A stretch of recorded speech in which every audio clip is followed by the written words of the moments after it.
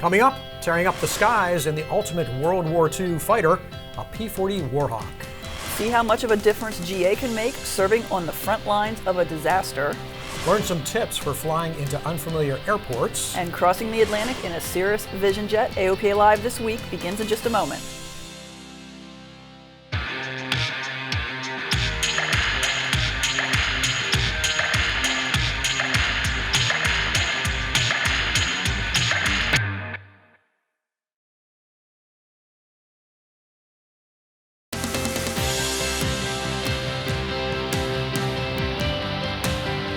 This is AOPA Live This Week with Tom Haynes and Melissa Rudinger. It's been over a week since Hurricane Dorian devastated parts of the Bahamas. Now the stories are coming out about all the ways that General Aviation served the Bahamas in the early days after the storm.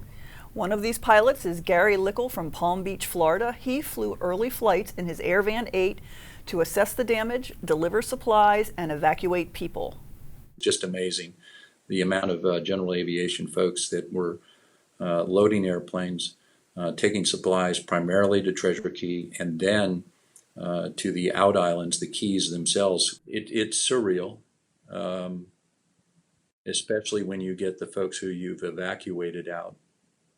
We talked about it. It's a little bit like coming out of a war-torn area. Certainly not, I'm not trying to compare it to war, but once those wheels come off the ground, the people that are in the back that you're taking out, you can just feel the energy of the sigh of relief, most of which, after a few chats, fell right asleep. They probably hadn't had any sleep for 5 days. Some of them hadn't any food. It's really gratifying to know that, we've been able to help and lessen the suffering that's going on, but it's not over. For the most part, the islands have sufficient food for now and water, but there are many opportunities to continue to support the Bahamas going forward. I think the best thing that people can do today is donate. There are a number of groups that can get supplies over there because it's going to be a long and important recovery effort in this part of the Bahamas. It's going to take years. And donating to the right causes, and you go to AOPA.org and understand what are the choices in donating, materials or dollars, is what I think is the right effort. There's still going to be some need for general aviation relief to continue for the weeks and months to come, but let's coordinate that effort. And coordination is key. We're still encouraging pilots not to fly to the Bahamas on their own, as an unexpected pop-up aircraft can do more harm than good. So it was an amazing time down there last week. I got to say, a different role for us than when we flew for Irma. Instead of actually flying missions, Mark and I were down there coordinating with government officials, both on the Bahamian side and on the U.S. side, trying to kind of smooth the way to get rid of some of the red tape and paperwork and allow things to move more slowly. That's a big job. I hope we were effective and made a difference. And but, you in fact made one of the early flights in to meet with Bahamian officials, right, in terms of how we were coordinating, because there were some rogue operators out there. I hate to use that word because people right. wanted to help, but yeah. some of them were actually getting in the way. Yeah, and so it does feel like it's better now. The FAA stepped up. You were on some of those calls where we had the FAA on the line and CBP and others, and it was nice to see the government agencies start to coordinate with the Bahamian government. And it got better, but still everybody needs to follow the procedures. And really the best thing pilots can do, in addition to what Mark said of donating, is also go to the Bahamas. The northern Bahamas are a mess. Obviously Abaco and the Freeport area on Grand Bahama is not the place to go. But further south, the Exumas and Andros and Long Island, Crooked Island, some great places down there. Cat Island, love that place. There's some really great resorts down there. They're all in good shape, and they welcome tourists. And spending your tourism dollars, flying your GA airplane down there is a great way to both support that country and also have a great time with the airplane. Sounds like a win-win. Yeah, absolutely. Thanks. AOPA is following an issue closely that could affect thousands of Piper aircraft. The NTSB just released the probable cause of the 2018 crash of an Embry-Riddle PA-28. The crash killed a pilot, examiner, and student on the commercial check ride. The NTSB found that metal fatigue cracking caused the left wing to separate in flight. Previous inspection requirements did not detect the developing structural flaw. Earlier this year, AOPA pressed the FAA to narrow the scope of a proposed airworthiness directive that would require invasive and potentially damaging inspections of up to 20,000 PA Piper 28s and PA 32s. Now that the NTSB has released the probable cause of the crash, the FAA will likely release the final rule soon, and we will keep you posted. And AOPA continues to support aviators at the embattled Santa Monica Airport. Local pilots are proposing that a compass rose be designated as a historic landmark. Protecting the rose became a priority after work on the controversial runway shortening project infringed on it. The Santa Monica Compass Rose is maintained by the National 99th International Organization of Women Pilots. AOPA sent a letter of support saying the Compass Rose is emblematic of over 90 years of history of women in aviation, with its roots grounded in Santa Monica. By the time you see this, we'll be on our way to Tullahoma. The AOPA fly-in there is this weekend, and we hope you'll be able to join us. Tullahoma has a special connection with the Beechcraft Staggerwing. You may remember the Beechcraft Heritage Museum started out as the Staggerwing Museum, and for many years the type was synonymous with Tullahoma. Past few years, there haven't been any airworthiness Staggerwings based on the field, though, and local pilot and business owner Rod Allison wanted to change that. And with the blessing of the original donor, he has recently purchased one of the museum's Staggerwings. He brought it back to its old glory and back to the skies of Tennessee. You know, we've been wanting one here for quite some time to be flying around. It's an honor to be able to fly this thing here. You know, I've flown hundreds of different aircraft, and this thing is the most unique of anything I've ever flown. You'll be able to see this beautiful airplane and many others this weekend in Tullahoma. There's already a lot happening on the ground there. Our event staff has been on site working for many days. AOPA's Senior Director of Outreach and Events, Chris Eads, took some time out of his busy workload to give us a little look around via FaceTime. All right, well, I'm here with Jimmy Gist, who's running our STOL demonstration, and he's brought in his 180 along with his lovely wife, and they've just got landed, and we're prepping up the STOL runway out here for our STOL demonstration. We've got the exhibit hall already set up, and the tents for the flight line cookout are all up and running, and so we're just getting ready for everybody to be here. Now we just need everybody to start showing up. Tullahoma has plenty for you to do and see. We hope you'll join us. Find all the information on our fly-in website. Now, the AOPA fly-ins give you an excuse to fly to airports you never have been to before, and sometimes that can be challenging. AOPA Editor-at-Large Dave Hirschman has some tips and techniques for flying into a new airport. Beautiful but challenging.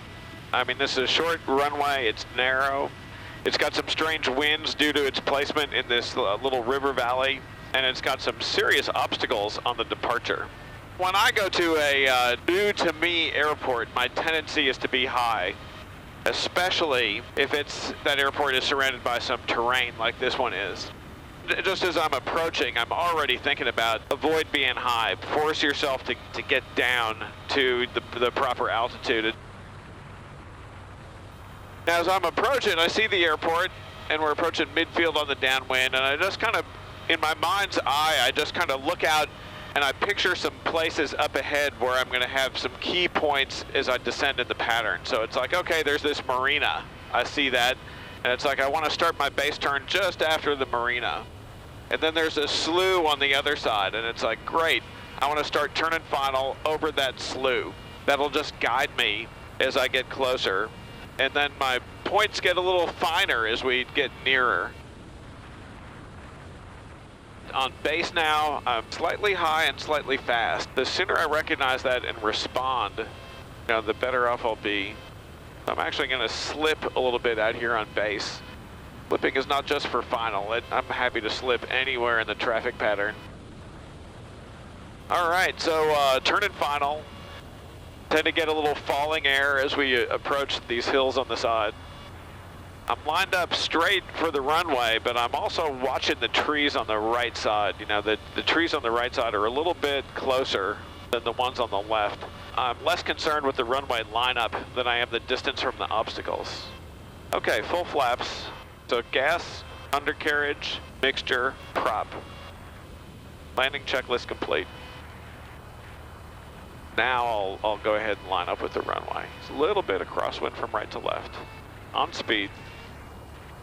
So this one I'm going to make a shorter landing.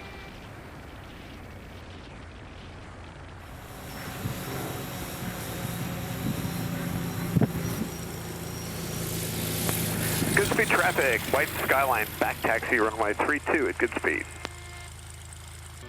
What I'm thinking about on the departure is just getting the airplane off in as little time and distance as possible and starting a climb, and also where I'm going to go if things go wrong. So I'm not going to turn around below 1,200 feet AGL. Maximum effort climb, I'll stay over the river for noise abatement, and then I'll come back around for landing on 3-2. Now, I talked about my turnaround altitude. I didn't talk about where I would go if the engine were to quit before I got to that altitude. And frankly, my best option in this situation is the river. So in my mind, I've already accepted that we'll make a water landing. Good speed traffic, white skyline, taking runway 32 for departure. We'll stay in the area.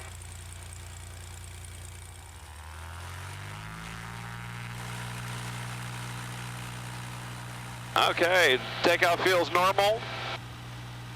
Tracking the stripe, coming to rotation speed, rotate now. What a beautiful place, wow. Goodspeed Airport in Connecticut, it is a beautiful place. It looks beautiful and a few challenges. Yeah, definitely. And one thing to keep in mind, as we talked about just a couple weeks ago when we were talking about go-arounds, is when you go into an unusual airport, or place you've not been to before, keep in mind you don't have to land. If it's not shaping up just right, go around. That's no big deal. No shame in that. Absolutely. So it's been 18 years since the terrorist attacks on September 11th, 2001. And as we look back, we want to show you what was happening behind the scenes at AOPA to help get stranded aircraft home safely and to get general aviation back in the air. They put TFRs over every nuclear power plant in the country. There were a number of airports that were completely shut down by that TFR. And what made it really absurd, security folks wouldn't allow us to chart those because it's classified, supposedly, information. So there's a TFR and we're not going to tell you where it is. The most challenging battles took place was, number one, restoring VFR nationwide. And then even more so, restoring IFR and VFR within the Class B airspace. And the reason for that was the security folks didn't want anybody flying VFR, period, full stop, because now they don't feel that they have any kind of control over knowing where airplanes are going to be. And on 9/11, I was in my office, and at that time we didn't have televisions in every office, and I heard somebody shout that an airplane had gone into a building, and obviously, like everybody else in the country, we weren't sure what was going on, but I remember a bunch of us gathered in a conference room, turned the TV on, and we were talking about it, and there was speculation it was a small airplane, and we were all kind of prepping and getting a game plan together, because obviously if a small airplane hit a building, it was going to be a potential major impact on our industry, certainly a lot of media inquiries. And so while we were literally sitting there talking, we saw the second plane go in. And I had a good contact at the FAA Command Center. I called her. I didn't get her. I got her for a second, and then she dropped off, but the phone line stayed open. And I could hear that they were looking for other airplanes, for example. I could hear people talking, and that they were looking to shut down the airspace. So Phil Boyer was our CEO, president at the time, and the very next day, he called me into his office and he said, "Melissa, I want you to grab your laptop, head down to DC, and don't come back till we're flying again, because in the interim overnight, the FAA set up a kind of a command center of sorts at the FAA building in DC on the 10th floor, which is where all the leadership is. And they had all the security folks there, as well as the military, as well as all the air traffic folks. And they had open lines to all the air traffic facilities around the country set up. And so I happened at that time to have an FAA badge, even though I'm not an FAA employee. And so that got me in the door. It got me in the door just in time, because the door shut pretty quickly behind me, and there were no other non-government entities allowed in that room after me. I just happened to slip in. And it was a lot of conflict with the security agencies, who frankly didn't care either. I mean, at least that was my impression, that they don't. Why would they want to facilitate this when all it's going to do is create headaches for them? So let's just shut it down. I don't think you can overstate the role that we played in operationally getting airplanes back home and then getting airplanes back in the air again safely. You can read more about AOPA's work around September 11th in the Freedom to Fly book. So Tom, you were deeply involved in this as well. And I have to tell you, this morning I was walking to work. I work in our DC office, and I walk across the Capitol grounds, and it was about 8:45 this morning. And I heard the loudspeaker come on, and my first thought, because I was thinking about 9/11, was, oh my God, they're evacuating the Capitol, something's happening. They weren't. They were announcing that they were holding a moment of silence because the first airplane hit the tower at 8:46. Right. So it was pretty moving. Everybody stood, and we just observed a moment of silence, and it brought back a lot of memories of that time. I'll bet it did. I'll bet it did. Like you, I was in the building watching it on TV and watching it unfold, and same thing. As soon as that second airplane hit, we all knew instantly this was not an accident. This was planned. Right. So anyhow, great job on your part going down there and well, I was on the pointy edge. Basically harassing them. I'm good at if that. nothing else, to the point that we got General Aviation flying again. But we had the support of the whole team here, and I know we had our own situation room that you were involved in the president's boardroom, and it was just one day at a time, just like anything else that we deal with that's catastrophic. Chipping away at it, but in the end, obviously, aside from the SFRA around DC, things are pretty good for us. They really are, all things considered. Yeah, absolutely. Well, coming up after the break, girls fly the Atlantic. And take a flight in a piece of World War II history. We'll be right back. Purchasing your own aircraft is an exciting experience. AOPA Finance simplifies the process, saving you money with lower interest rates and hassle-free loans, so you get into your new aircraft sooner. AOPA Finance, the right approach to buying an aircraft. Congratulations, you have won the 2019 World Championship. Well done, Matt. And with that, Australian Matt Hall became the last ever Red Bull Air Race world champion. Yoshi Murara from Japan placed first in Sunday's race and ended up second overall in the series.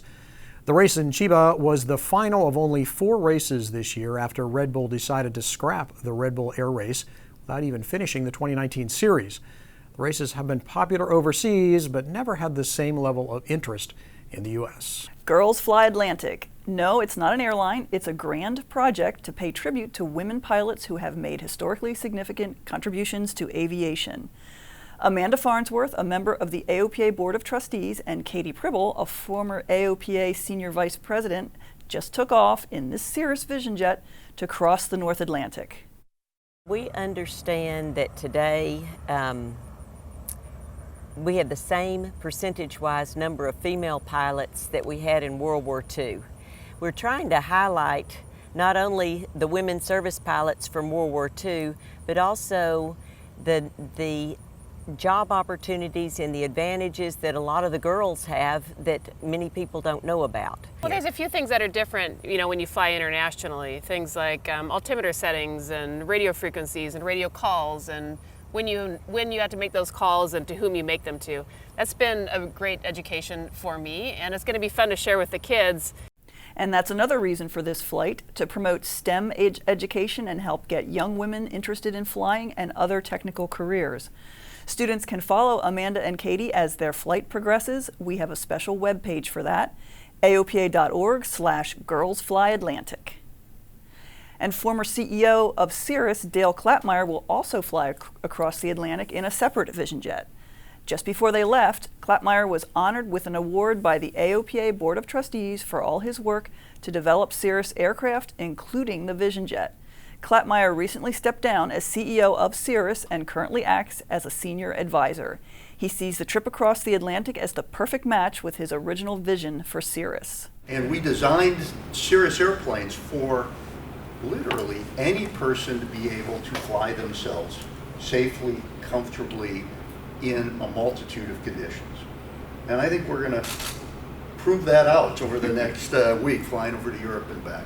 It's a great opportunity for Katie and Amanda, and I'm looking forward to following them, and it's a great cause. It is a good cause, and a great airplane they've got for it, and I hope it's inspirational to particularly to girls, to help them know that there's lots of opportunities in aviation. We need to increase the female pilot population numbers. They're way too low. Yes, we do. One of the best parts of being a pilot is taking someone for their first airplane ride. And one of AOPA's CFIs, Chris Moser, had a chance to do just that last week. He took a prominent local radio show host for a discovery flight. DJ Elliot Siegel is the host of DC 101's Elliot in the Morning. The goal is to introduce influencers like Elliot to flying so that they'll talk to their audiences about the joy of general aviation. And talk about it, Elliot did. Let me thank everybody at AOPA, your Aircraft Owners and Pilots Association, for allowing Bagel to head out there yesterday for my discovery flight. Diane, it was awesome. Awesome. Top 10 best days ever. Yeah, I don't think I'm exaggerating that. That's easily up there as one of the, like, I could see where it gets, I could see where people get the bug. That was just the beginning of an over 20-minute segment about the flight on the radio show. Elliot in the Morning has over 750,000 listeners. And speaking of flying firsts, we leave you this week with the story of what it's like to fly a historic P-40 Warhawk. Barry Schiff shares his experience.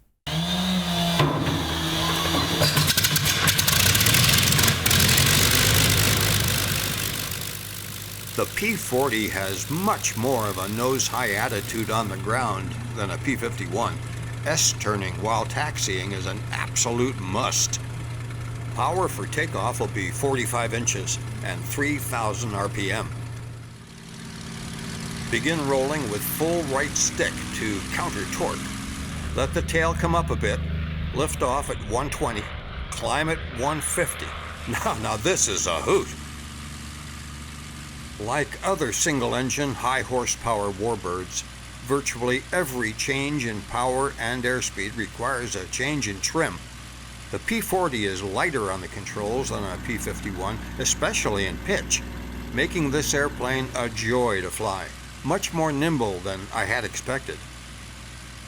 On base leg at about 135, crank open the canopy, check gear down, gradually reduce to 110 on short final, and prepare for a 3-point landing, and keep working those rudder pedals after touchdown. So if you're interested in getting some dual, or perhaps a type rating, in this World War II fighter, just contact Warbird Adventures in Kissimmee, Florida, and connect with its instructor, Tom Richard. Like any other kid, my first plastic model was a P-40 Warhawk with the iconic shark's mouth, which is probably one of the most renowned symbols of World War II. 7 years ago, I had the opportunity to finally start flying one. As soon as I got in it, I realized that this airplane fits. It is the airplane that was built for me and my experience and what I want to do in aviation. All fighters are fantastic aircraft. They all have their plus and minuses, and obviously there's no best compromise. My personal preference is the P-40. The P-40 is not my favorite airplane because I happen to have one. I have one because it's my favorite airplane. Just an absolute delight to fly, incredibly charming, and the romance of the P-40 just can't be beat. People ask me all the time what the difference between the P-40 and the P-51 is. And I understand the comparison, being a V-12 powered fighter or similar size and shape. So I get it. And I've flown a lot of Mustangs. I do air shows in Mustangs. I've raced Mustangs in Reno. I love the airplane. Great aircraft. With that, the P-40, below 10,000 feet and below 250 miles an hour, will outperform the Mustang in pretty much every single regard.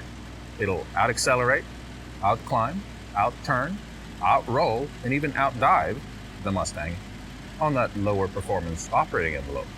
90% of the time in the airshow industry and teaching what we do today, we spend below those two numbers. With that, the P-40, in my opinion, merely opinion, is way more fun to fly. Living the American dream is something I've come to realize I'm actually doing.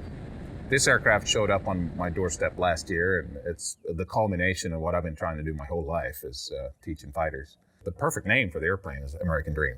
My American dream, by being able to share this aircraft with everybody else that I run into in life. It's just an amazing experience. Having the opportunity to merely live in the greatest country in the world and pursue what you want to do. I wake up every day jealous of myself. I just cannot believe what I'm doing. Barry Schiff, AOPA Live. You can read more about the P-40 in the October issue of AOPA Pilot Magazine. That looks like a lot of fun. It does. He got it right. Yeah, Barry's been pining to do that one for a while, so I'm glad he got the opportunity. Absolutely. Pretty neat. What a beautiful airplane. That's our show for this week. Please share the show with others and hit that like button on YouTube. Comments are always appreciated. The email address is there on your screen, and we hope to see you back here next Thursday for another edition of AOPA Live This Week.